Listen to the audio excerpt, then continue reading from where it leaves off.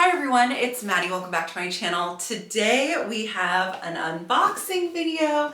This is my first unboxing from the Chanel 25C Cruise Collection. This was the Marseille collection that unfortunately happened on that very gray day, the gray runway. I did a runway review of this show, so if you haven't already checked that out, I will link it down below.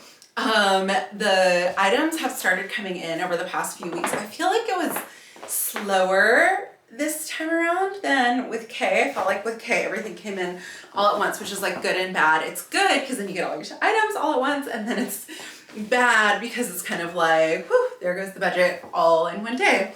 So only one item has come in for me so far. I ordered 2 looks from this collection. I'm looking at a bag, but I was pretty light on this collection. I think when I first saw the runway, I think a lot of people were underwhelmed. This was also Virginie's last collection.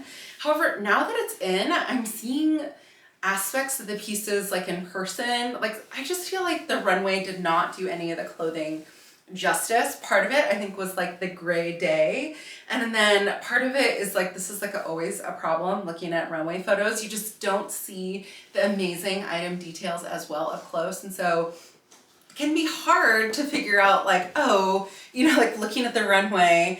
And, you know, I'm not a runway model by any means at all. Like, even their plus size models are like several sizes smaller than me and built totally different.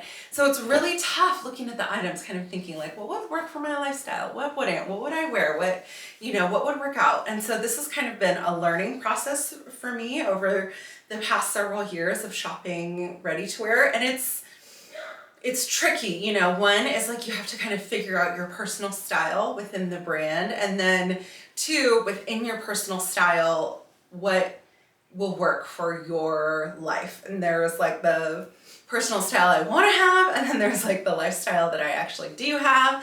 And so I do think that this piece, it's different for me. And I think it will work out in a lot of different scenarios. So I'm really excited to share it with you and to try styling it. You see, I am not wearing any Chanel right now. I'm wearing Good American jeans and a nude bodysuit. I love these nude bodysuits. They're like so good, so like comfortable, and just like easy layering pieces.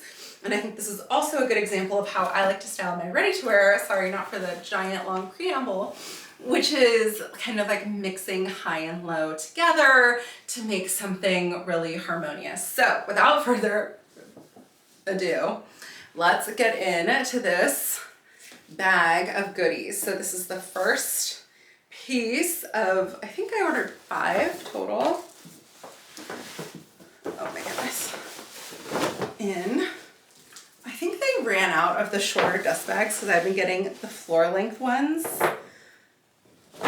And I hate these. I hate the floor length dust bags. They're just like so troublesome, so hard to use. I think with this item though, I do kind of have to keep it in a dust bag, and I will show you why. So let's undo the ribbons. And the plastic's still on the hanger and everything. Oy. Okay, inside is this denim vest. It is a dark, very dark raw denim, which is why I was saying I would keep it in a dust bag. So it wouldn't color transfer in my closet. You can see there's these, I don't know if it's, yeah, they're silver like semi-distressed CC buttons on the raw denim, and it's just a moment. The total classic, you know, gold stitching vibe. There's a seam down the back. All right, so let's get this off. I took this piece in a size 48, and I'm glad that I did, because you'll see that it's like actually quite a long vest, so it goes beyond the hip, and I need to size for my hip. I'm like pear-shaped, I guess. Smaller on top, bigger on bottom. As I undo the buttons here. So I took this in a size 48, which I think is one size up from probably my true size. Although, you know, it's always changing and it depends on the cut of the piece. Also, let's get this off of here. Yuck. And by yuck, I mean, yeah, thank you. Okay. And this piece, let's do some details. I figure it's all cotton. Yep, 100% cotton. Retails for, and we'll show you the tag, 4,800. So same as the size. And then you can watch me struggle to button it. The buttons are a little stiff. Maybe you can see the vision. So on the runway, because this is a cruise collection, right?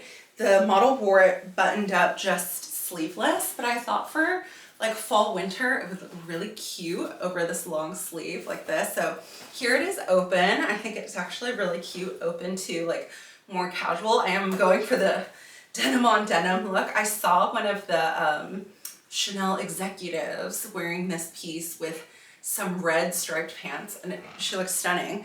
I don't know if red striped pants are for me, but I feel like with a, you know, dark blue slack, she's wearing like a palazzo pant. Okay, so as you can see, it's like a little tight over the hip.